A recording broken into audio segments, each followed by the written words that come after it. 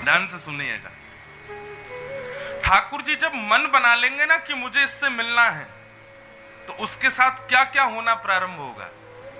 सबसे पहला, ठाकुर जी के वैष्णव जन उसको बड़े अच्छे लगने लग जाएंगे। जैसे आज मानव का स्वभाव क्या है, प्रभावशाली व्यक्ति, धनवान व्यक्ति, जिसका नाम है, ऐसे व्यक्ति उसको ज्यादा भाते हैं। कहां कल तक किसी को पूछ नहीं रहे थे, आज वही व्यक्ति खूब नाम कमा लेता है तो उसके आगे पीछे घूम रहे हैं। अरे हम तो तुम्हारे पड़ोसी थे, तुमको याद है बचपन में हमने ऐसे ऐसे किया था, अरे ये तो हमारे संग खेलता था। सब लोग ऐसे बोलते हैं। मैं जब स्कूल जाता था बचपन में, तो बच्चे मेरी चोटी बहुत खींचते थे, क्योंकि मैं चोटी बांध के जाता था। आज हमारे स्कूल के ही बच्चे कथा सुनते हैं, कथा में भी आते हैं, 2-4 तो बैठे हैं, बोले हमको दीक्षा और दो। मैंने कहा अब खींचो चोटी। तो जब व्यक्ति प्रभावशाली या उसका थोड़ा बहुत नाम हो जाता है, तो लोग संबंध जबरदस्ती बनाते हैं उसके साथ, ये तो हमारा है। गाड़ियों पर पीछे लिखवा देंगे पूर्व विधायक, और नीचे छोटे अक्षर में लिखा दें उनके पड़ोसी। पूर्व विधायक, उनके पड़ोसी। हमारा स्वभाव है बंधुओं की, प्रभावशाली व्यक्ति देखा नहीं कि हम तुरंत संबंध बनाते हैं। परंतु भक्त जिससे ठाकुर जी रीझे होंगे, उसको भक्त ही भाएंगे।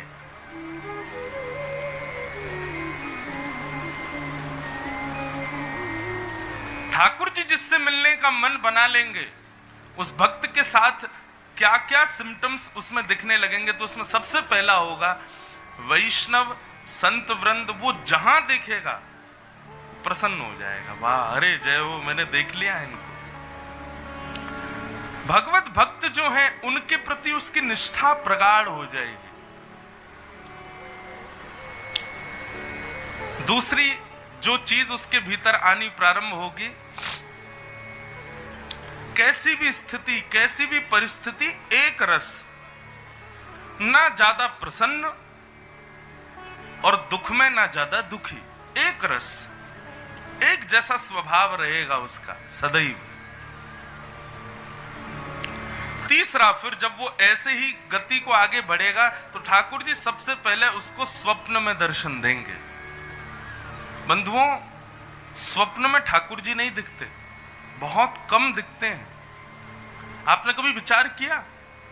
स्वप्न में सब दिखाई देता है, पर ठाकुर जी बहुत कम दिखते हैं। जबकि हम रोज कथा सुन रहे हैं, उसके बाद भी स्वप्न में ठाकुर जी का अनुभव नहीं होता। परंतु ठाकुर जी का अनुभव हो जाए तो उसको गोपनीय रखना, उसको बताना नहीं सबको। नित्य प्रयास करो। स्वप्न में ठाकुर जी दिख गए तो सुबह उठ करके प्रसन्न हो जाओ, मन ही मन खुश हो जाना। दूसरे दिन की प्रतीक्षा करना, कब रात्रि हो, कब मैं पुनश्च सोऊं और ठाकुर जी पुनः पधारें। इस भाव से कुछ दिन तक ठाकुर जी स्वप्न में ही दर्शन देंगे। कभी झूला झूलते हुए दिखेंगे, कभी मुस्कुराते हुए दिखेंगे, कभी नहाते हुए दिखेंगे। स्वप्न के बाद में आएगा ठाकुर जी का अनुभव दर्शन। फिर स्वप्न से वो दर्शन बदलेगा, आपको ऐसी अनुभूति होगी मेरे कक्ष में हैं, शायद अभी निकले हैं, मैंने शायद कुछ देखी झलक जैसी, या कुछ अनुभूति हुई, कहीं से कुछ ऐसा अनुभव होने लगेगा कि ठाकुर जी कुछ लीला कर रहे हैं। और फिर अंत में होगा प्रत्यक्ष दर्शन। ठाकुर जी प्रत्यक्ष प्रकट हो जाएंगे सामने, और जिस समय प्रत्यक्ष प्रकट होंगे, उसी समय संसार की इति, फिर आप यहां नहीं रह पाओगे। तो ये भक्ति की प्रगाढ़ता है। भक्ति से धीरे धीरे धीरे धीरे इस प्रकार हम आगे बढ़ते हैं। सीधा प्रत्यक्ष दर्शन ठाकुर जी का सबको नहीं होता। ये धीरे धीरे धीरे हृदय में परिवर्तन आना, व्याकुलता होना, विरह होना, ठाकुर जी की कथा सुनते हुए नेत्र सजल होना, भगवत वैष्णवों में प्रीति होना, रति होना, स्वप्न में दर्शन होना, अनुभव होना, और फिर प्रत्यक्ष दर्शन।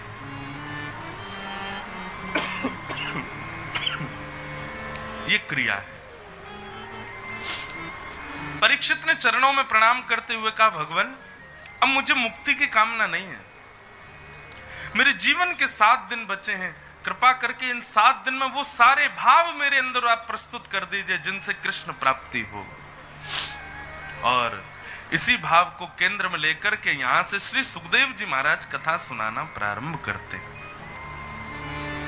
सबसे पहले श्री सुखदेव जी महाराज पृथ्वी का सृजन बताते हैं। पृथ्वी कैसे बनाई भगवान ने, बहुत विस्तार का प्रसंग है, पर मैं सूक्ष्म में कह देता हूं।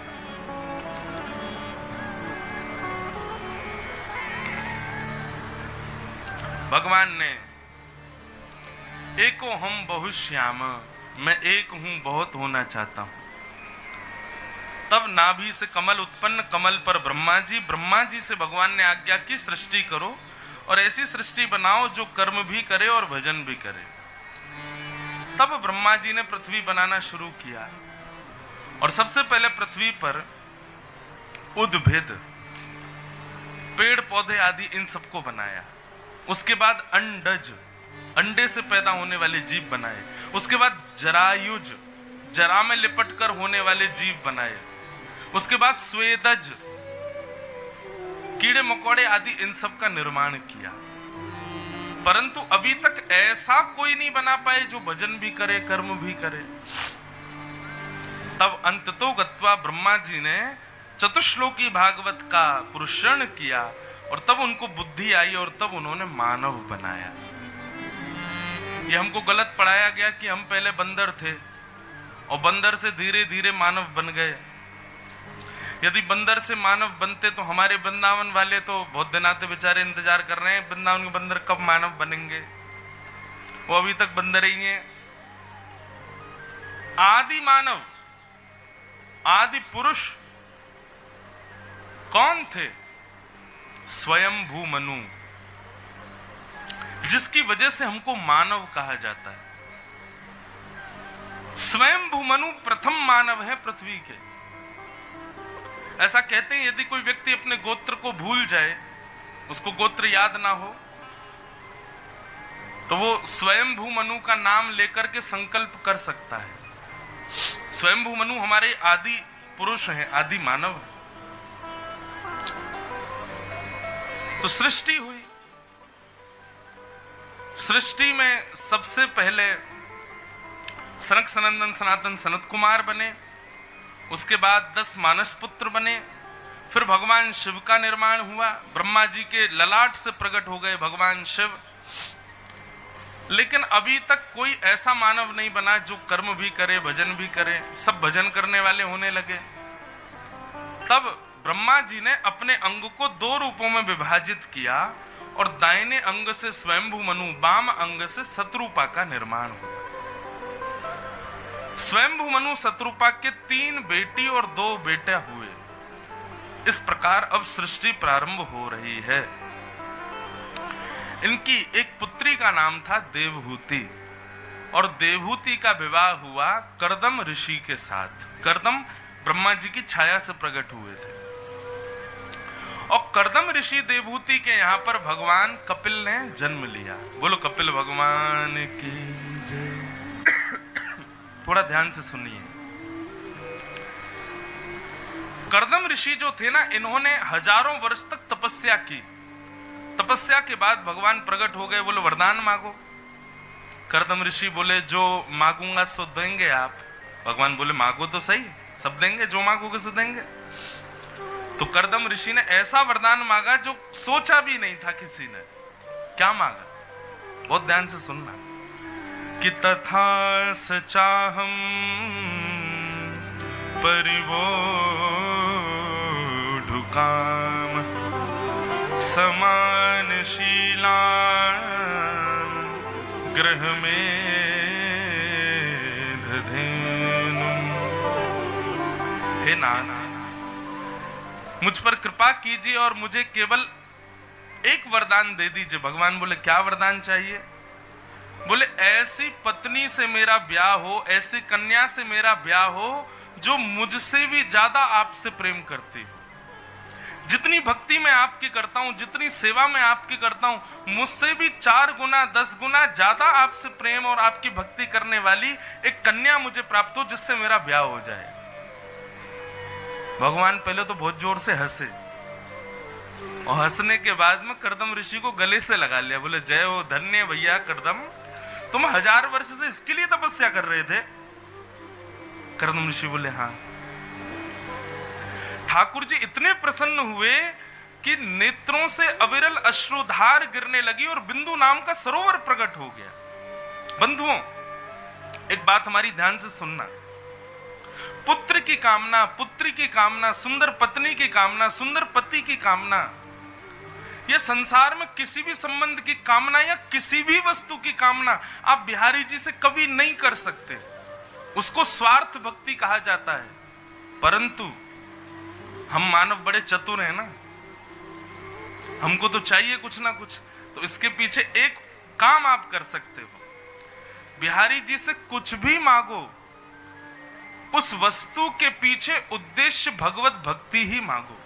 क्या मांगो? जैसे हे बिहारी जी, हमें एक पुत्र रत्न की प्राप्ति हो, ऐसा पुत्र मिले जो नित्य आपकी सेवा करे, ऐसा पुत्र मिले जो संतों को प्रणाम करे, ऐसा पुत्र मिले जो श्री धाम वृंदावन की सेवा करे, ऐसा पुत्र मिले जो भविष्य में कभी कथाओं जैसे कार्यक्रम कराए, कभी संतों का आगमन कराए। विष्णु आराधनार्थाय। आप बिहारी जी से कहोगे कि आपकी सेवा के लिए हमको एक पुत्र चाहिए, तो बिहारी जी खुद ही आ जाएंगे, कोई पुत्र उत्तर नहीं भेजेंगे। समझ में आई बात?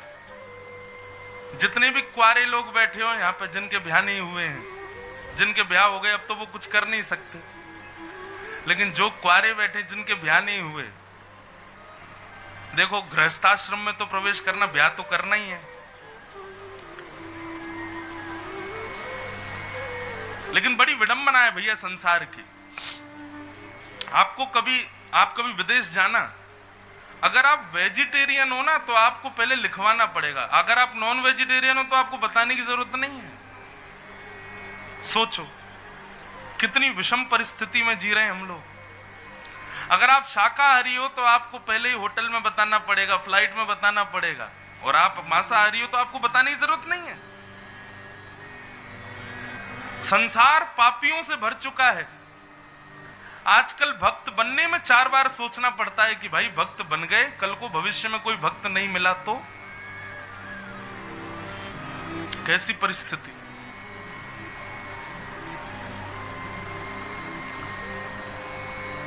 अंदरूनी बात बताऊं, पहले जब संबंध होते थे ना तो ये देखा जाता था खाने पीने वाले लोग तो नहीं है, और अब अंदरूनी तरीके से यही पूछा जाता है। लड़का कहता उस लड़की के संग तो मैं रह ही नहीं सकता। क्यों? कुछ खाती पीती नहीं है, वो तो भक्त है, मंदिर जाती है, सीधी सरल लड़की। ऐसी नहीं चाहिए मुझे, ऐसी चाहिए कि लाइटर से मेरी भी सिगरेट जलाए, अपनी भी जलाए, उससे ब्याह करूंगा मैं। तो ये समाज बन चुका है बंधुओं अभी। अच्छा, परिवारों को तो पता है कि दोनों बड़े सीधे हैं, पर दोनों की आपस में चर्चा में हो जाता है कि हाँ आप थोड़ा बहुत पीते वीते हैं ना, बोला हाँ तो फिर बढ़िया बनेगी, हमारी चलेगी। आप कहेंगे महाराज जी आपको इतना अनुभव कैसे? भैया हम घाट घाट के पानी पीते हैं, पूरे विश्व में भ्रमण करते हैं, घरों में जाते हैं, बाल बच्चे बैठते हैं, सब बैठ के कभी क्वेश्चन आंसर करते हैं तो पता चलती है। एक परिवार में मैं रुकने गया तो वहां एक बालक आया, आकर के मुझसे बोला कि मैं आईटी कंपनी में जॉब करता हूं। मैंने कहा अच्छा, कितना कमाते हो भाई? मैं 3 लाख रुपए महीने कमाता हूं। मैंने बहुत बढ़िया, लेकिन महाराज जी मैं छोड़ना चाहता हूं। मैंने कहा क्यों? बोले क्योंकि बचपन से हमारे संस्कार खाने पीने के नहीं है, बचपन से हमारे संस्कार रात्रि देर तक बाहर रहने के नहीं है, और जहां मैं काम करता हूं वहां मेरा कोई भी मित्र नहीं, क्योंकि सब खाने पीने वाले और ऊधम मचाने वाले। मेरे को वो भाता नहीं, इसलिए वो मुझसे बात करते नहीं, मित्रता करते नहीं, और मेरा वहां मन नहीं लगता, मैं छोड़ने वाला हूं। तो मेरे को बड़ी चिंता हुई, ये संसार जा कहां रहा है, ये लोग जा कहां रहे हैं, कर क्या रहे हैं? सतयुग त्रेता द्वापर में एक रावण, एक कंस, एक हिरण्यकश्यप हुआ, परंतु कलयुग में हर घर में बैठे हैं।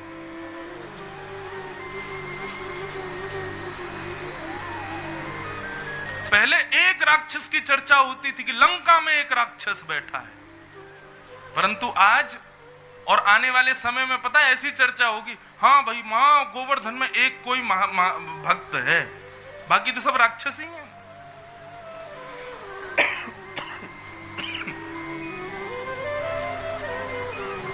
खान पान विचार आचार सब बदल चुका है हम लोगों का, और यही कली का प्रभाव है।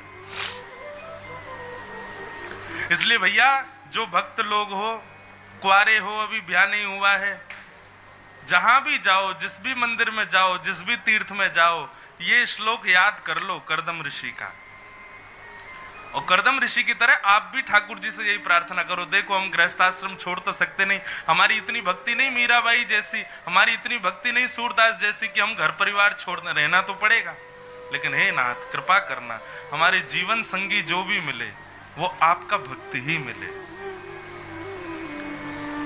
चलो जीवन संगी अच्छा मिल गया, अब चिंता है कि बालक कैसे होंगे, तो बालकों की भी यही कामना करो, हे बिहारी जी आप कृपा करो हमारे घर में जो संतान हो वो आपकी भक्ति करने वाला हो। अभी क्या होता है, माता पिता की एक एक ख्वाहिश, पढ़ लिख करके विद्वान बने, पढ़ लिख करके अच्छे कॉलेज में पढ़े, स्कूल में पढ़े, नॉलेजेबल बने, संस्कार तो होते ही नहीं उसमें। फिर बुढ़ापे में माता पिता ही दुखी रहते हैं, बोले पढ़ाया लिखाया तो खूब, पढ़ा लिखा तो खूब है, पैसा तो खूब कमाता है, लेकिन हमसे प्रेम नहीं करता। भाई देखो चंद लोग ही हैं हम लोग भक्त, और धीरे धीरे जैसे युग आगे बढ़ेगा ना हम और कम होते चले जाएंगे। इसलिए प्रयास करो, बच्चों को हायर एजुकेशन दिलाना माता पिता का धर्म है, पर साथ ही साथ संस्कार देना भी धर्म है, साथ ही साथ उनके मनोवृत्ति को धर्म से जोड़ना भी माता पिता का ही कर्तव्य है।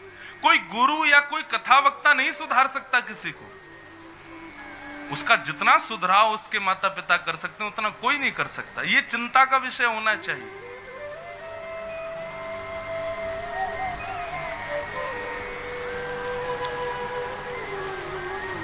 अभी भक्ति बढ़ी तो है लोगों में, युवाओं में भक्ति बढ़ तो रही है, परंतु प्रदर्शन की भक्ति बढ़ रही है। और माफ कीजिए भक्ति प्रदर्शन का विषय नहीं है। रत्न तो सदा गोपनीय रखा जाता है, प्रेम तो सदा गोपनीय रखा जाता है। जितना गोपनीय प्रेम या रत्न रखोगे उतनी ज्यादा सुरक्षा रहेगी। परंतु अभी भक्ति क्या पूरा जीवन प्रदर्शन बना दिया हम लोगों ने। सोशल मीडिया के नाम पर केवल प्रदर्शन है। आप लोगों को नहीं पता होगा, लेकिन जो लोग सोशल मीडिया चलाते हैं उन सबको पता है आजकल लोग क्या करते, सुबह उठने से रात्रि सोने तक एक एक चीज सबको बताना। मैं कैसे सोता हूं, कैसे उठता हूं, कहां जाता हूं, क्या करता हूं, क्या नहीं करता। क्यों? हमने अपने जीवन को प्रदर्शन बना दिया, भक्ति को प्रदर्शन बना दिया। गोपनीय रखो।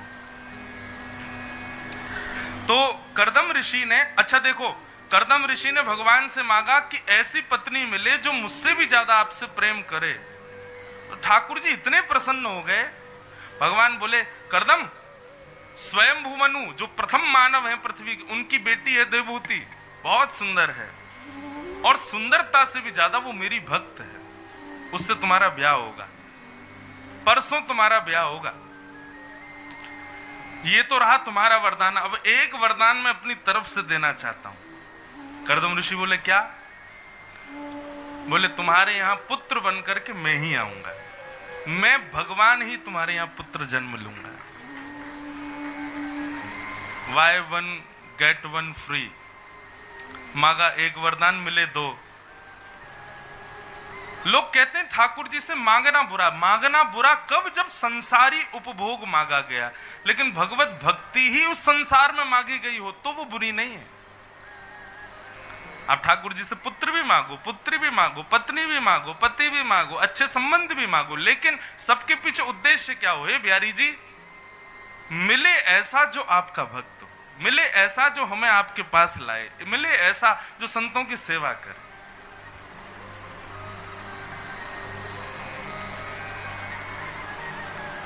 बायोडाटा में सारी चीजें मेंशन की जाती है, हाइट कितनी, रंग कैसा, पढ़ाई कितनी, स्कूल कैसे, माताजी कैसी हैं, पिताजी कैसे हैं, उनकी एजुकेशन कैसी, दादा दादी कौन, नाना नानी कौन। हॉबीज में लिख दिया जाता है खाना पीना, स्विमिंग करना, घूमना। कभी किसी बायोडाटा में यह मेंशन नहीं होता कि हर महीने हमारे पुत्र को वृंदावन जाना है, गले में कंठी माला पहनता है, कथा सुनने में उसको बड़ी रुचि है, ठाकुर जी की बड़ी सेवा करता है। आप इसको मेंशन करवा देना बायोडाटा में आइंदा अपने बालकों के में। यदि कुभक्त परिवार में बायोडाटा गया ना तो बायोडाटा वापस ही आ जाएगा, हम नहीं कर सकते। भक्त परिवार में जाएगा तो वो लड़की लेके ही आएंगे, बोले नहीं यही चाहिए हमको। आप भक्ति का वहां पर मेंशन तो करो एक बार। यदि आपके योग्य परिवार नहीं होगा तो अपने आप ही मना कर देगा, और आपके योग्य होगा तो स्वीकार करेगा। हमने कभी देखा ही नहीं किसी बायोडाटा में कोई मेंशन कराता हो।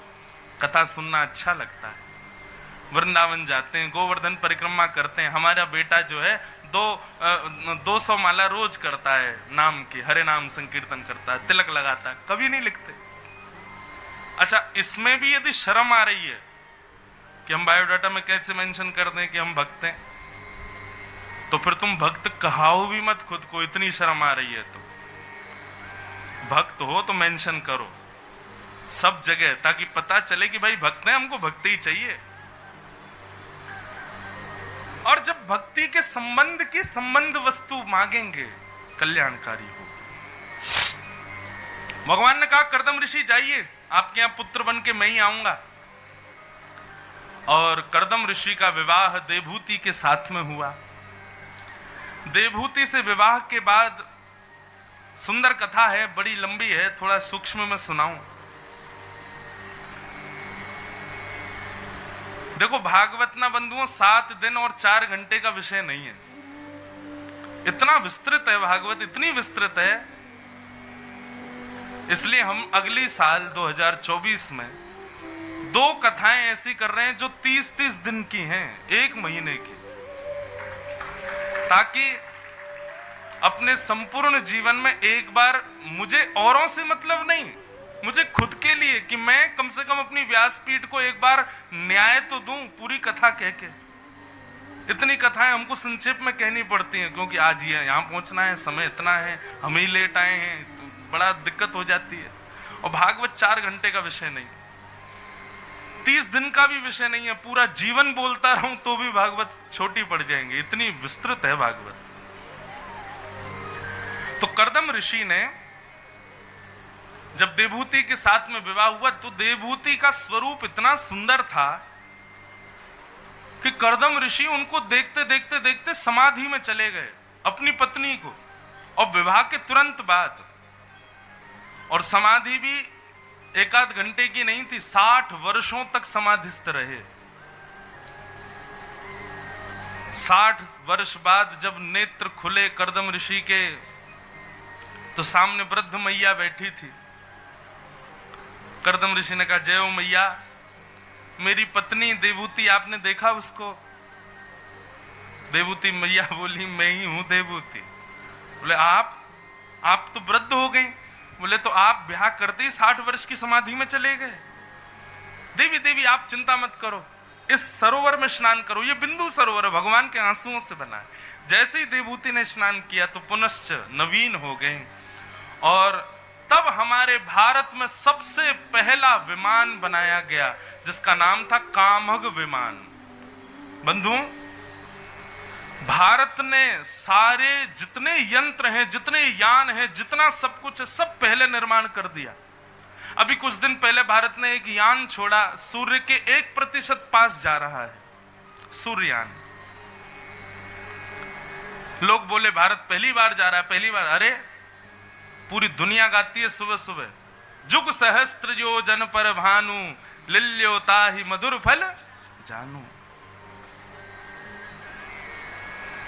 हनुमान जी गए थे सबसे पहले, और ये तो करोड़ों खरबों रुपए खर्च करके लोगों ने पता किया कि कितना दूर है सूर्य पृथ्वी से। हनुमान जी ने तो पहले ही नाप के पूरा बता दिया, गोस्वामी तुलसीदास जी ने लिख भी दिया, जुग सहस्त्र योजन पर भानु। भारत आधुनिक विज्ञान का पुरातत्व स्वरूप है। एक पूरा पुराण है, विमान पुराण, जिसमें सब लिखा है कि विमान का आकार कैसा होना चाहिए, वो आकाश में उड़ेगा तो हवा कहां की तरफ होगी, तब कैसे उड़ेगा, कैसे मुड़ेगा, कैसे चलेगा, कहां, कि सब कुछ है भारत के पास। पर भारत नतमस्तक है दूसरी वस्तुओं के प्रति। कोई बात नहीं, कलयुग है, कलयुग में धीरे धीरे व्यतिक्रम हो रहा है। परंतु सबसे पहला विमान यदि पृथ्वी पर किसी ने बनाया तो वो था कामग विमान। और किसने बनाया? कर्दम ऋषि। कर्दम ऋषि ने इस विमान का निर्माण किया और ऐसा विमान बनाया कि आज तक बना ही नहीं है। इसमें सरोवर भी हैं, तालाब भी हैं, मछलियां भी हैं, पहाड़ भी हैं। इतना सुंदर वर्णन है कामग विमान का। 1000 वर्षों तक भ्रमण करते रहे उसी विमान में। लौट करके आए तो 9 पुत्रियों ने जन्म ले लिया था विमान में ही। कर्दम ऋषि बोले, देवी 9 पुत्रियां हो गई? बोले हाँ। बोले अब तो मुझे भजन के लिए वन में जाना चाहिए। बोले पहले पुत्रियों का ब्याह तो करो। 9 पुत्रियों का विवाह करके वन में जाने लगे तो देवहूति माता ने कहा, मैं अकेली कैसे रहूंगी? तब कर्दम ऋषि को याद आया, भगवान पुत्र बन के आने की कह के गए थे। दोनों ने व्रत किया, तपस्या करके भगवान को प्रणाम किया और उसके बाद कर्दम ऋषि के देवहूति माता के गर्भ में एक बालक आए और 9 महीने के पश्चात उस बालक का जन्म हुआ और वही भगवान नारायण के अवतार कपिल कहलाए। बोलो कपिल भगवान की जय। कपिल भगवान का प्रादुर्भाव हुआ। धीरे धीरे कपिल भगवान बड़े हुए। पिताजी तो वन में चले गए भजन करने के लिए, लेकिन माता देवहूति ने सोचा मेरा बेटा भगवान है। जीवन के कई सारे संशय हैं, क्यों ना इनसे पूछ लूं। और आज अपने पुत्र का तिलक करके, माला पहना करके एक वृक्ष के नीचे व्यासपीठ जैसी बना के उस पर बिठा दिया और कहा, थोड़ी देर के लिए भूल जाओ कि मैं तुम्हारी मां हूं, तुम मेरे पुत्र हो। मेरे जीवन के कुछ संशय हैं, आप भगवान हो, मेरे प्रश्नों का उत्तर दीजिए। इसी को ही सांख्य शास्त्र कहते हैं, दर्शन शास्त्र कहते हैं, जो माता देवहूति को कपिल भगवान ने सुनाया। फिलॉसफी है भागवत की। कहते हैं जिसने दर्शन शास्त्र, फिलॉसफी, कपिल देवहूति संवाद को सुन लिया, एक बार जीवन में उतार लिया, उसको निश्चित अपने जीवन में भगवत दर्शन हो जाएगा, वो संसार से परे हो जाएगा। अद्भुत ज्ञान की पराकाष्ठा। देवहूति माता चरणों में प्रणाम करते हुए, वंदन करते हुए कहती हैं, नाथ मेरा एक प्रश्न है, उसका उत्तर दीजिए। निर्वेणा नितराम भूमन असद इंद्रिय तर्षणात् येन संभाव्यमानेन प्रपन्ना हम तम प्रभो। हे नाथ, हमारे शरीर में 10 इंद्रियां होती हैं बंधु। हमको 10 सेवक दिए हैं ठाकुर जी ने, सेवा के लिए नौकर दिए हैं 10। आंख, नाक, जीभ, कान, त्वचा, हाथ, पैर, मुख और 2 उपस्थ गुप्त इंद्रिय। ये 10 सेवक हैं हमारे शरीर में।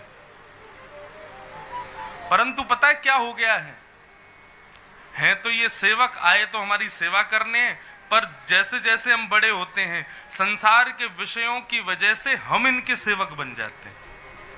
समझ में आ रही है बात? आप जीव को वो नहीं खिलाते हो जो जीव को खिलाना चाहिए, आप जीव को वो खिलाते हो जो जीव को चाहिए। आप आंखों को वो नहीं दिखाते हो जो दिखाना चाहिए, आप आंखों को वो दिखाते हो जो आंख देखना चाहती है। कानों को वो नहीं सुना रहे जो सुनाना चाहिए, सुनाते वो हो जो सुनना चाहते हैं। और इसी कारण से हम पाप करते हैं।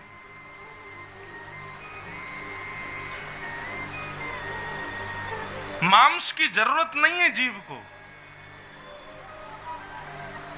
लेकिन बस इच्छा है इसलिए हम जीव को खिला देते हैं। भक्ति गीतों की जरूरत नहीं कानों को, लेकिन बस इच्छा मन में प्रकट हो रही है तो सुनाते हैं।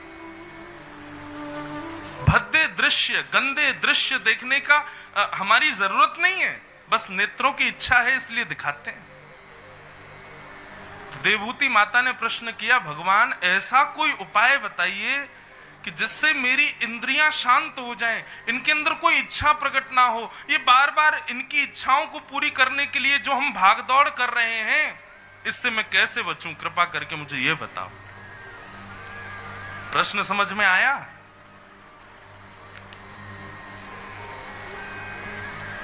देवहूति माता का प्रश्न और भगवान कपिल इसका उत्तर दे रहे।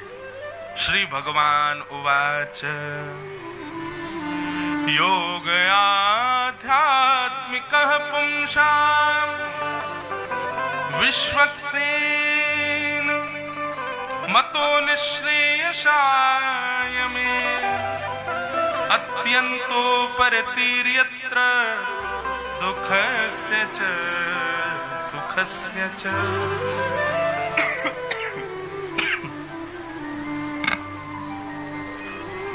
जो ग्राम सिन्न जो होता है ना, ग्राम सिन्न किसको कहते हैं? गांव का शेर, कुकर, कुत्ता। अब व्यास मंच से बार बार तो नहीं बोलेंगे, इसलिए हम ग्राम सिन्न बोलेंगे, हैं? इसी से ही समझ जाना।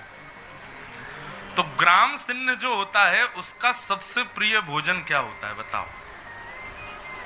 उसकी सबसे प्रिय वस्तु क्या है? हड्डी। उसको हड्डी बहुत प्रिय होती। यदि भोजन रख दिया जाए और एक तरफ हड्डी, तो हड्डी पे ही भागेगा वो। क्यों? ऐसा क्या सुख मिलता है उसको हड्डी में? तो बताते हैं कि वो अपने मुख में हड्डी को लेकर के अपने दांतों से उसको चबाता है, और जब चबाता है ना तो उसके दांतों से रक्त निकलने लगता है पीड़ा के कारण। और जब उसी का ही रक्त जब उसकी जीभ पर जाता है तो बड़ा खुश होता है, वाह कितना अच्छा रस इसमें से आ रहा है। ठीक वैसा ही हम आपका जीवन हो चुका है। विषय भोग की जितनी वस्तु हैं वो एक प्रकार से अंदरूनी तरीके से हमारा नाश कर रही हैं, पर बाह्य रूप से उससे हमको सुख दिखाई देता है। जैसे कि सिगरेट, तंबाकू, मांस भक्षण, विषय भोगों का भक्षण, ये सब क्या है? बाहर से तो दिखती है कि बड़ी आनंददायी है, परंतु अंदर ही अंदर हमारे मन पर, हमारी बुद्धि पर, हमारे तन पर, हमारी इंद्रियों पर इनका बहुत दूषित प्रभाव पड़ता है। हमको पता नहीं चल पाता। मां, ऐसा पता है क्यों होता है? जिस व्यक्ति के जीवन में आध्यात्मिक योग की कमी होती है, उस व्यक्ति को सांसारिक उपभोगों में बहुत सुख मिलता है। जिसने कभी आध्यात्म का पथ स्वीकार नहीं किया मां, उसको बार बार अपनी इच्छाओं की पूर्ति की इच्छा रहती है। बहुत गंभीर प्रसंग है बंधुओं, ध्यान से सुनना।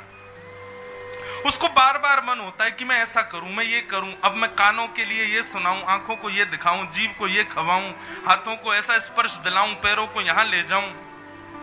मां, ये आध्यात्मिक योग की कमी की वजह से ऐसा होता है। मां ने पूछा, तो ये आध्यात्म योग क्या होता है? तब भगवान कपिल बोलने लगे, चेतः खलवस्य बंधाय रतम्बामुंषि मुक्तये गुणेषु सक्तं बंधाय मुक्तये चात्मनोमत। बहुत सुंदर उत्तर। बोले आध्यात्मिक योग बाद में बताऊंगा मां, पहले एक बात और सुनो। क्या? आपने अभी अभी कहा कि मेरी इंद्रियां दूषित हैं, हम लोगों की इंद्रियां दूषित हैं। मां, ये गलत बात है। इंद्रियां दूषित नहीं है। आंख तो वही देखेगी जो आप दिखाओगे, कान वही सुनेंगे जो आप सुनाओगे, जीभ वही खाएगी जो आप उसको खिलाओगे। ये सारी इंद्रियां वो करेंगी जो आप इनको प्रस्तुत करोगे। वास्तव में ये जो विषयों की इच्छा होती है, ये इंद्रियों की नहीं होती मां, ये होती है मन की इच्छा। मतलब भगवान कह रहे हैं, मां मैंने ये 10 सेवक दिए मानव को, या फिर एक और तरीके से समझो तो ये 10 पत्नियां दी हैं मैंने मानव को, ये उसकी 10 पत्नियां हैं, ये उसकी सेवा करेंगी।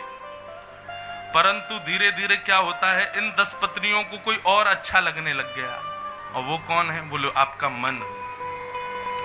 अब वो मन इनको आज्ञा करता है मुझे ये खिलाओ, तो ये व्याकुल हो जाती हैं, आपकी बुद्धि को आदेश करती हैं ये खिलाओ, ये खिलाओ, ये खिलाओ, ये खिलाओ। खाने की इच्छा जीव की नहीं है मां, मन की है। पहनने की इच्छा तन की नहीं है, मन की है। भोग करने की इच्छा हमारी इंद्रियों की नहीं है, मन की है। मां इंद्रियों को नहीं सुधारना है, मन को सुधारना है। और मन कैसे सुधरेगा? आध्यात्मिक योग से। और आध्यात्मिक योग में प्रवेश कैसे होगा? बोले जैसे ही मैया अपना संग सुधारोगे वैसे ही आध्यात्मिक योग में आपका प्रवेश हो जाएगा। संग सुधारो। मां ने पूछा किनका संग करें? भगवान बोले जिनमें ये 5 लक्षण दिखाई दें उनका संग करो। कौन कौन से 5 लक्षण? लिख लीजिएगा। तितिक्षव कारुणिका श्रुहृदः सर्वदेहिना अजात शत्रवः शांता साधव साधुभूषणा। साधव साधुभूषणा। वैसे मैंने इतनी कथाएं करके और अनुभूति में एक बात तो मैं ले आया कि ये 5 लक्षण मेरे को तो देखने को मिले नहीं किसी में। आपको भी जब मैं बताऊंगा तो आप भी कह देंगे, मोहर लगा देंगे, महाराज जी ये लक्षण वास्तव में नहीं है किसी के अंदर। सबसे पहला लक्षण सहनशीलता, सहन करने की ताकत।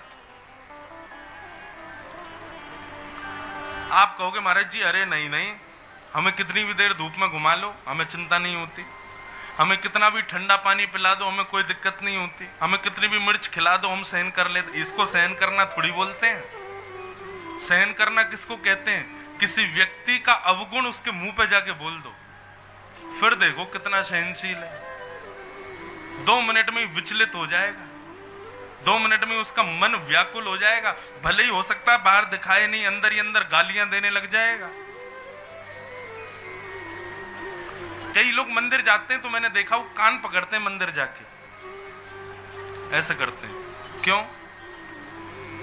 उसके पीछे एक कारण तो यह है कि देखी दिखाई चीज करना। किसी और को उन्होंने देख लिया कान पकड़ते हुए, तब से वो भी पकड़ने लगे कि भाई मंदिर में जाके कान पकड़ना चाहिए। परंतु इसका वास्तविक अर्थ यह है कि हे नाथ, हमने कितने पाप किए, कितने दूषित काम किए, आपको सब पता है, सबके लिए क्षमा। मैं कामी, क्रोधी, लोभी, मोही, ईर्षा, द्वेष, अभिनिवेश, अहंता, ममता, चिंता, ये सब मेरे अंदर है नाथ, सबके लिए मुझे क्षमा करना। भगवान के सामने जाके हम अपनी वास्तविकता को स्वीकार करते हैं, इसलिए क्षमा मांगते हैं। हाथ जोड़ना भी एक प्रकार का क्षमा ही है। परंतु उसी व्यक्ति के बाहर आने पर आप उसके अवगुण उसको बता दो। भाई कुछ भी कहो, तुम ना थोड़े से ना लोभी जैसे हो, तुम्हारा लोभी जैसा स्वभाव है, तुम थोड़े से ना हमको ईर्ष्यालु लगते हो, मेरी उपलब्धि से तुमको ईर्ष्या होती है। आप इतना कहोगे नहीं कि सामने वाला व्यक्ति विचलित हो जाएगा, क्रोध में भर जाएगा, दिख जाएगी कितनी सहनशीलता है। नहीं है सहनशीलता। लेकिन भगवान कह रहे हैं मां जिसमें सहनशीलता हो उसका संग करो। दूसरा गुण कारुणिका, मतलब दया। जिसके अंदर दया हो सबके प्रति, उसका संग करो।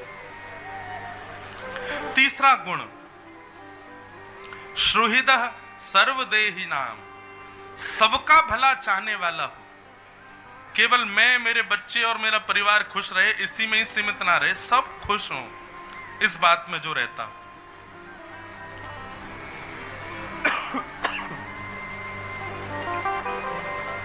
तितिक्षव कारुणिका श्रुहृदः सर्वदेहिनाम। और चौथा लक्षण अजात शत्रु, किसी को भी अपना शत्रु ना मानता हो, किसी से भी शत्रुता ना रखता हो। और 5वां और अंतिम शांता, मौन रहता हो। मैया ये 5 लक्षण जिसमें हो उसका संग करना प्रारंभ कर दो। हमने अनुभव किया, इतनी कथाओं में ये विषय कहा है, ये 5 लक्षण मानव में नहीं है, हमको किसी में देखने को नहीं मिलेंगे। तो किसी में देखने को नहीं मिल रहे तो फिर क्या करें? अपने अंदर लाने का प्रयास करो। सबसे पहले तुम ही बनो। एक अंग्रेजी में कहावत कहते हैं ना, be the change you want to see in world. दुनिया में जो आप बदलाव देखना चाहते हो पहले अपने अंदर लाओ। तो ये 5 लक्षण लिख लीजिए। और एक बात और बता दें, इनको अपने अंदर लाना कैसे? उल्टे रूप में लेके आओ। मतलब 5वां लक्षण पहले लाओ, चौथा लक्षण दूसरे नंबर पे, तीसरा लक्षण तीसरे नंबर पे, दूसरा फिर पहला। सबसे पहले आप सहनशील नहीं बन पाओगे। सबसे पहले क्या करो? सबसे पहले शांत बनो, शांता। आज से संकल्प लीजिए, थोड़ा कम बोलना प्रारंभ कीजिए। बहुत जल्पिक लोग, ज्यादा बोलने वाले लोगों की जीव में 2 दुर्गुण आ जाते हैं। एक दुर्गुण तो आता है कि उनकी बात का प्रभाव नहीं होता, ज्यादा बोलने वाले लोग। और दूसरा, बहुत जल्पिक लोगों की जीव में असत्य संभाषण ज्यादा होता है। इसलिए पहले शांत रहो, मौन होना प्रारंभ करो। जैसे ही आप मौन रहने लग जाओगे तो फिर चौथा लक्षण क्या बताया था? अजात शत्रु, शत्रु ना होना। मौन रहोगे तो शत्रु बनेंगे ही नहीं। संस्कृत का एक सूत्र है, मौने च कलहो नास्ति। जो व्यक्ति मौन रहता उसकी कभी लड़ाई नहीं होती। लड़ाई होती ही उन लोगों की जो बोलते हैं। मौन व्यक्ति की कभी लड़ाई नहीं होती। तो मौन से प्रारंभ करो। मौन रहोगे तो अजात शत्रु बनोगे। अजात शत्रु बन जाओगे तो सबका भला चाहने वाले बन जाओगे। सबका भला चाहने वाले बनोगे तो दया अपने आप आएगी। और ये तीनों चारों जैसे ही आपके मन में आएंगे तो 5वां यानी कि सहनशीलता, ये अपने आप व्यवस्थित हो जाएगी। अभी हम 5 वर्ष बाद भरतपुर आए हैं। जिनके घर रुके हैं और जो लोग भी हमसे मिलते हैं वो सब कह रहे, महाराज जी आप बदले बदले लग रहे हो, आप कम बोल रहे हो, आप रिजर्व हो गए हो, अब आप ज्यादा ऊधम नहीं मचाते, अब आप शांत रहते हो, आप कम बोलते हो। भाई ये बदलाव मुझ में ही नहीं आएंगे। आप भी कथा सुनते रहो, आप भी ऐसे ही होते चले जाओगे। कथा जीवन को बदलती है तो मैंने अपने ऊपर ही देख लिया। आप सम होते चले जाओगे, सम। फिर कोई ज्यादा अभिलाषाएं, इच्छाएं प्रकट होंगी ही नहीं हृदय में। और सत्य बता रहे हैं, सम होने में जो जीवन जीने का सुख है ना, आपकी कोई ख्वाहिश नहीं, कोई अभिलाषा नहीं, कोई इच्छा नहीं, उसके बाद आप जीवन जियो। कथा तो ये बदलाव करेगी जीवन में। तो मौन रहने से प्रारंभ करो, धीरे धीरे सब अपने आप आता चला जाएगा। इस प्रकार बहुत सुंदर है पूरा कपिल देव संवाद, बहुत बड़ा है लेकिन उसको हम प्रणाम मात्र करते हैं। भगवान कपिल ने मां को सारे भाव सुंदर सुंदर बताए। एक भाव और कहें, मां ने पूछा कि मंदिर में भगवान के जब दर्शन करने जाएं तो दर्शन की विधा क्या होनी चाहिए, ये हमें बताओ। तब भगवान कपिल ने बहुत सुंदर भाव बताए हैं, ध्यान से सुनिएगा। बोले, मां मंदिर में प्रवेश करते ही सबसे पहले भगवान के चरणों का दर्शन करो। और जब चरणों को भली भांति नेत्रों में बसा लो। अच्छा, कई मंदिरों में चरण दिखते ही नहीं ठाकुर। हमारे वृंदावन बिहारी लाल के तो एक ही चरण, साल में एक बार चरण दिखते हैं, अक्षय तृतीया पर। जगन्नाथपुरी जाओगे तो वहां पर भी ठाकुर जी के चरण नहीं दिखते। बड़े मंदिरों में इतने श्रृंगार हो जाते हैं कि ठाकुर जी के चरण श्रृंगार में ही ढक जाते हैं, मालाओं में, कहां से दिखे। तो क्या करें? तो बंधु, चरणों के प्रति नेत्र विराजमान करके, नेत्रों से चरणों की ओर देख के वहां भाव रखो कि ठाकुर जी के चरण हैं। और कैसे चरण हैं सुनो।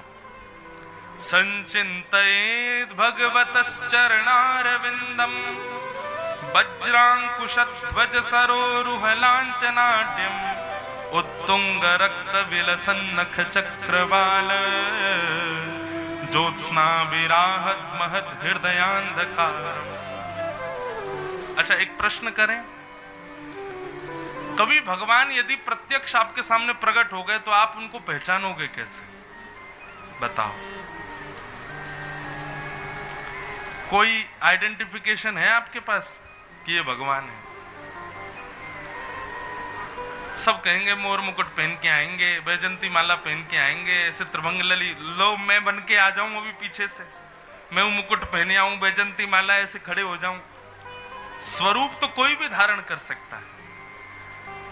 आप कहोगे सांवले से होंगे, आजकल खूब रंग लगा के महाराज, बिल्कुल ऐसा। एक जगह कहा मैंने झांकी देखी, मेरे को विश्वास ही नहीं हुआ कि श्रीनाथ जी नहीं है, और वो कोई बालक ही था। थोड़ी देर में जब हिला तब पता चला कि अरे ये तो कोई बालक है। ऐसे ऐसी टेक्नोलॉजी, रंग आ गए कि महाराज आप भेद बता ही नहीं सकते। प्रत्यक्ष ठाकुर जी कभी आपके सामने आ गए, कैसे पहचानो? कोई प्रमाण है आपके पास? कोई पहचान है आपके पास?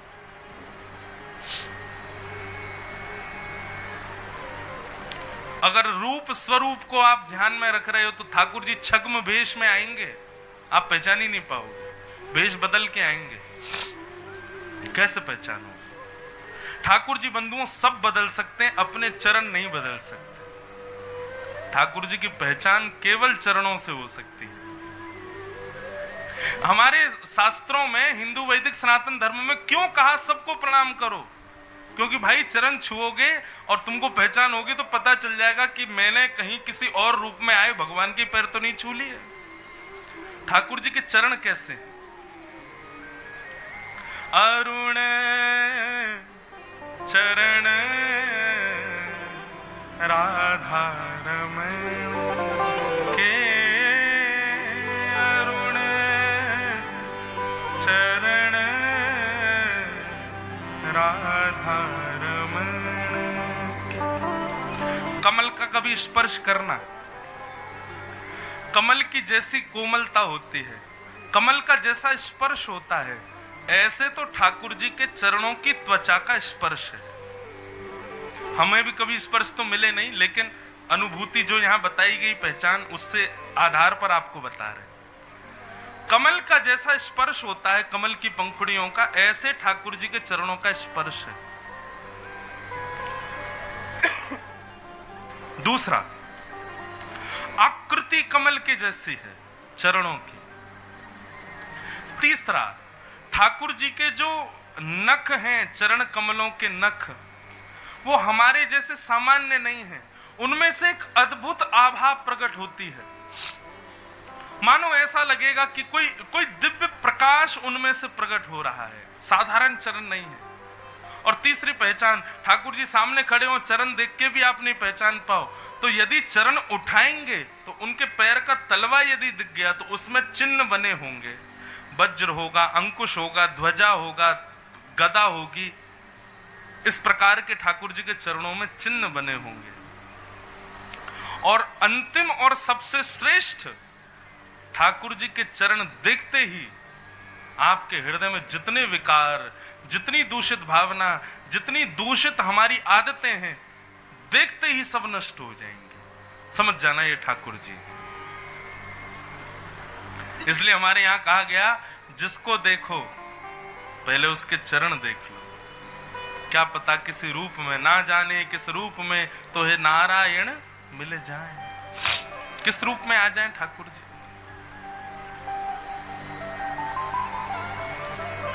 तो मैया सबसे पहले मेरे चरणों का दर्शन, उसके बाद धीरे धीरे ठाकुर जी के घुटने, फिर कटिभाग, फिर वक्ष, फिर ग्रीवा, फिर मुख, अंत में मुख का दर्शन करना चाहिए। आज हमारी कई बात मान के बिहारी जी जाइए और जाति ऐसे ही दर्शन करना, पहले चरणों को ही देखना। कितने भी सुंदर बने खड़े हों, ठाकुर जी सुंदर श्रृंगार करते इसलिए ताकि भक्त आके पहले मेरे मुंह पे ही अटक जाए।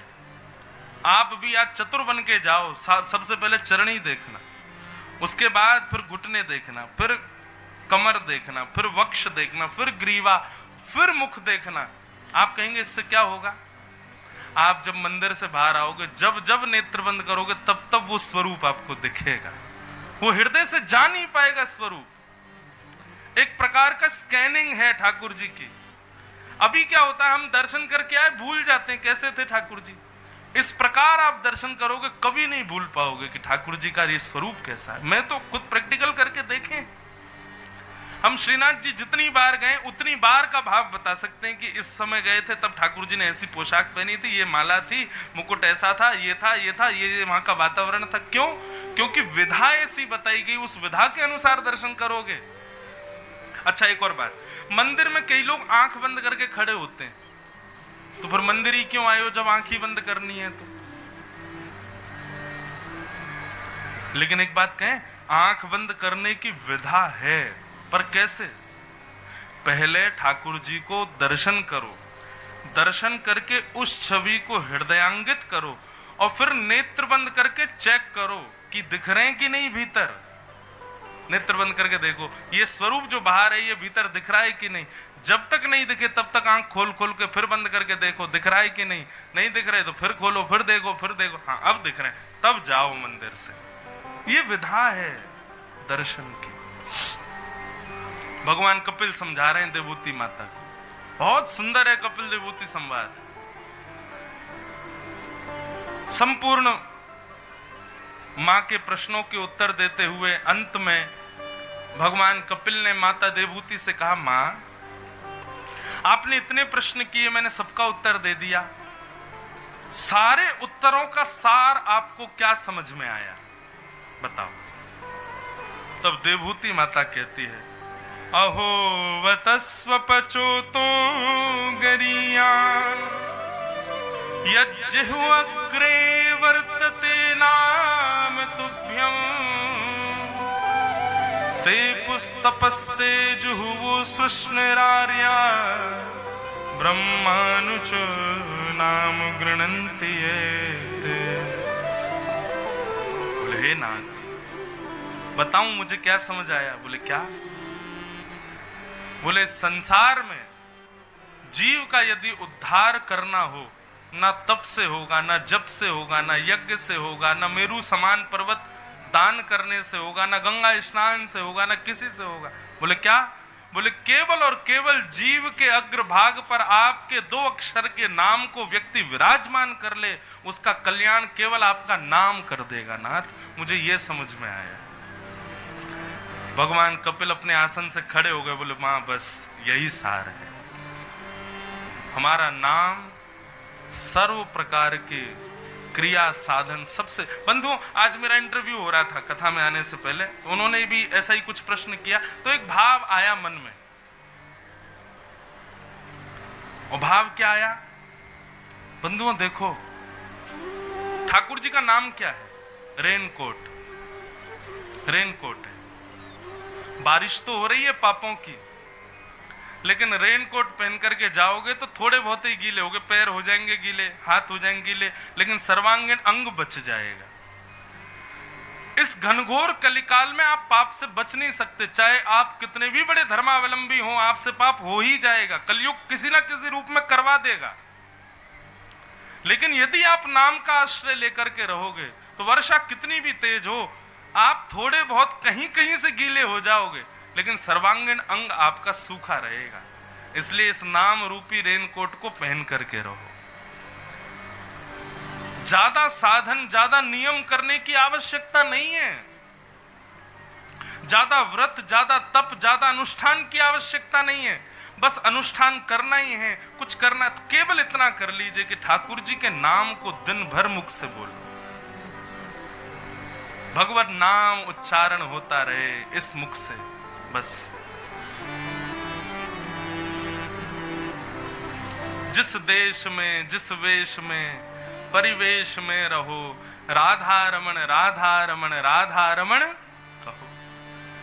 जिस रंग में, जिस ढंग में, जिस संग में रहो, राधा रमण राधा रमण राधा रमण कहो। जिस हाल में, जिस काल में, जिस धाल में रहो, राधा रमण राधा रमण राधा रमण कहो। हर स्थिति में हरि को मत भूलो, बस ठाकुर जी को मत भूलो। सदा वो आपके स्मृति में बने रहें, चिंतन में बने रहें, बस यही स्थिति होनी चाहिए।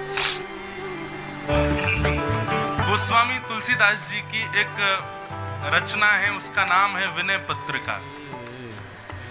विनय पत्रिका में गोस्वामी जी ने कई ऐसे भाव कहे जो जिनका अवकाश उनको लिखने का मानस में नहीं मिल पाया।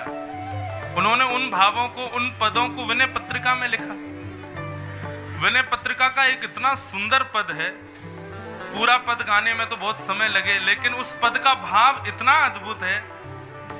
हरि तुम बहुत अनुग्रह कीनो, हे नाथ आपने मुझ पे बहुत बड़ी कृपा की है। भगवान बोले क्या कृपा की भैया हमने तो पे? तो गोस्वामी जी कह रहे हैं, देखो इसको कहते हैं चतुर भक्त का लक्षण। ये लक्षण आपको पता होना चाहिए, इसलिए मैं बता रहा हूं। हरि तुम बहुत अनुग्रह कीनो, भगवान बोले हमने क्या अनुग्रह किया भैया तुम्हारे ऊपर? तो गोस्वामी जी लिखते हैं, साधन धाम विबुध दुर्लभ तन मोहे कृपा कर दीनो। हे नाथ इस संसार से बचने का एक ही साधन है और वो है मानव तन, क्योंकि इसी से साधन होते हैं, इसी से भजन होता है, और आपने कृपा करके मुझको मानव बनाया, ये आपकी बड़ी कृपा है ठाकुर जी। भगवान बोले अच्छा बहुत बढ़िया बात, और क्या कहना चाहते हो? बोले कोटि मुख कही जात ना प्रभु के एक एक उपकार। मैं एक नहीं हजारों करोड़ों मुख से भी आपके उपकार बताऊं ना ठाकुर जी तो भी कम पड़ जाएंगे, आपने इतना उपकार किया। देखो भक्त को कभी कभी ये ज्यादा भाव में नहीं रहना चाहिए, कभी कभी चतुर भी बनना चाहिए अपने कल्याण के लिए। इसलिए गोस्वामी जी के इस भाव को बहुत ध्यान से सुनना। गोस्वामी जी ने पहले तो भगवान की बड़ी प्रशंसा की, बोले आप तो बड़े कृपालु हो ठाकुर जी, मैं तो करोड़ों मुख से भी आपकी प्रशंसा नहीं कर सकता, आपने इतनी कृपा मुझ पे की। लेकिन तदपि नाथ कछु और मांगे हूं, हे नाथ इतनी कृपा आपने मुझ पे करी, परंतु मैं अपने स्वभाव से बाज कैसे आऊं? मेरी थोड़ी और मांगने की इच्छा है। दीजिए परम उदार, आप कृपा करके मुझे और एक वस्तु दीजिए। भगवान बोले हाँ हाँ मांगो, क्या चाहिए? गोस्वामी जी बोले पहले थोड़ा भाव समझिए। विषय वारी मन मीन भिन्न नहीं होत कबहु पल एक। बहुत ध्यान से सुनिएगा। गोस्वामी जी कह रहे हैं विषय रूपी जल में, संसार के जितनी भी विषय हैं माया के, इस विषय रूपी जल में मेरी मन रूपी मछली घूम रही है ठाकुर जी। कभी समोसा के पीछे भागती है, कभी जलेबी के पीछे भागती है, कभी कचौड़ी। ये तो मैं बड़े अच्छे नाम बता रहा हूं, मन तो बहुत बुरी बुरी जगह भागता है। तो ठाकुर जी मन रूपी मछली विषय रूपी नदी में घूम रही है। भगवान बोले अच्छा, ताते सहो विपत्ति अति दारुण जनमत जानी अनेक। और इस मन रूपी मछली के विषय में घूमने की वजह से मैं बड़ा दुखी हूं, पाप कर रहा हूं ठाकुर जी। भगवान बोले बात तो तुम्हारी सही है, हमसे क्या चाहते हो? गोस्वामी जी कहते हैं कृपा डोरी वंशी पद अंकुश परम प्रेम मृदु चारो। हे नाथ जिस प्रकार एक मछली पकड़ने वाला व्यक्ति वो बंशी सी लेके जाता है, उसमें धागा लगा होता है, धागे में कांटा लगा होता है, और जाकर के कांटा फेंक देता है नदी में, और एक टक बैठा रहता है, उस धागे को एक टक एक अपलक नेत्र से देखता रहता है। जैसे ही वो धागा थोड़ा सा हिलता है, तुरंत वो पीछे खींच करके मछली को बाहर निकाल लेता है। भगवान बोले हाँ बात तो ठीक है। तो बोले ठाकुर जी हम चाहते हैं आप अपनी कृपा रूपी वंशी लेकर के जाओ और हमारे विषय रूपी नदी में अपनी कृपा रूपी वंशी के धागे को फेंको, और आप एक टक बैठे रहना। हमारा मन विषयों में भटकता भटकता भटकता भटकता जब आपके धागे से आके टकराए, आप तुरंत खींच करके उसको बाहर निकाल लेना। ठाकुर जी बोले कितने चतुर हो गोस्वामी जी आप हैं। मन विषयों में फंसा तुम्हारा, विषयों में घूम रहा तुम्हारा, और धागा लेके हम जाएं और हम ही बैठे रहें कि कब ये आवे और कब हम निकालें। मत तुम नहीं निकलोगे, हम निकाले तुमको। बोले यही तो चाहिए ठाकुर जी आपसे। समझ में आई बात? गोस्वामी जी की बात है भैया। अच्छा इसका भी तर्क देते हैं गोस्वामी जी, आप क्यों निकालोगे मेरे मन को? मन मेरा, विषय मेरे, फंसा मैं हूं, आप क्यों निकालोगे? भगवान ने कहा मैं क्यों निकालूं? तो फिर गोस्वामी जी कहते हैं तुलसीदास यही जीव मोह रजू जेही बांध्यो सोई छोरे। ठाकुर जी बताओ विषयों को किसने बनाया? भगवान बोले हमने बनाया। मेरा मन किसने बनाया? बोले मैंने बनाया। विषय भी आपने बनाए, मन भी मैंने आपने बनाया, और इन विषयों में मन डाला भी आपने। तब जब सब किया ही आपने तो फिर हम क्यों प्रयास करें? हम तो घूमते रहेंगे, कभी आके अगर आपके चरणों से टकरा जाए तो हमको निकाल लेना यहाँ से। ठाकुर जी मुस्कुराने लगे, वाह भैया चतुर गोस्वामी जी, सब किया धरा आपका, बचा में हम आपको। बोले यही तो चाहते हैं ठाकुर जी आपसे, यही कृपा हम पर कीजिए। मैं हूँ पतित स्वामी, तुम हो पतित पावन। मैं हूँ पतित स्वामी, मैं पापियों का शस्त्र हूँ। मैं हूँ पतित स्वामी, तुम हो पतित पावन।